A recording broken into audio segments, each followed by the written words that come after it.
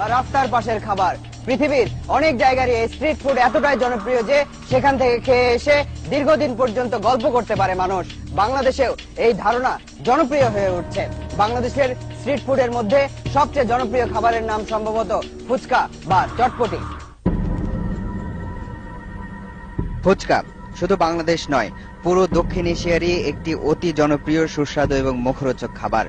এই দক্ষিণ এশিয়ায় অঞ্চলভেদে এটি বিভিন্ন নামে পরিচিত। উত্তর ভারতে যখন গোলগাপ্পা, তখন পশ্চিম ভারতে পানিপুরি, কিন্তু পুরো বাংলাদেশে এর অন্য কোনো নাম নেই। সুজন আহমেদ তার স্ত্রী ঋতুকে নিয়ে রাস্তার পাশেই বসেছেন। মূলত ফুচকার দোকান পেলে ঋতু নাকি আর নিজেকে সামলাতে পারেন না, তার এতটাই পছন্দের খাবার এই ফুচকা। বের হইলে আগে অপশন থাকে যে ফুচকা খাইতে হবে, বলি কেন অন্য কিছু আইটেম আছে, বলে না ফুচকাই খেতে হবে। এমন ফুচকা পাগল মানুষের সংখ্যা গুণে শেষ করা যাবে না। ফুচকাটা আমার খুবই প্রিয়, ঝাল প্লাস টক দুইটাই আছে, এই জন্য এটা ভালো লাগে। এ কারণেই স্বল্প পুঁজির এই ব্যবসা বেশিরভাগ সময় ভালো থাকে। মিডিয়াম অনেক ফুচকাটা চলে ভালো, চটপটিও ভালো চলে, আগে বেশি ফুচকাটা চলে ভালো চলে।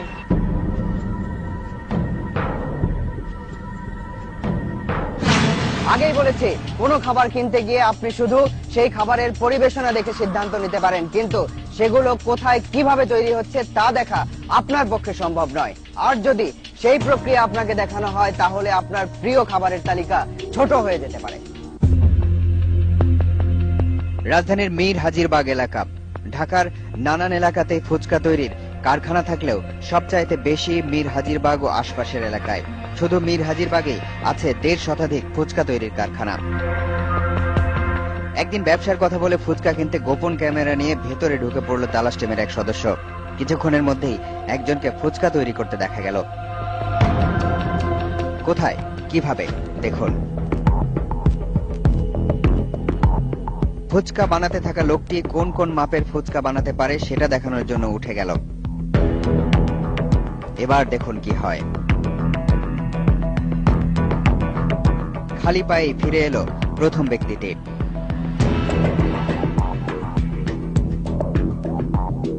এখানকার সব ঘরেই ফুচকা বানানোর কাজ চলছে।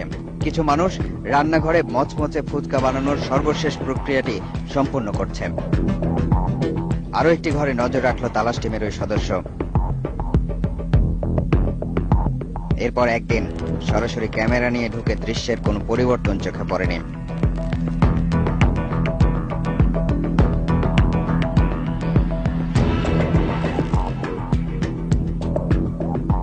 পাও দিয়ে নি, পাও দিয়ে নাও, মানে লাগলে কোনো সমস্যা নেই।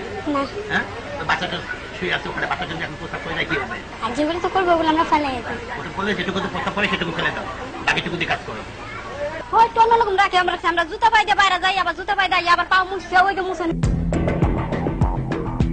এসব ফুচকায় সরবরাহ করা হয় ফুটপাত থেকে শুরু করে ভালো ভালো খাবার দোকানেও।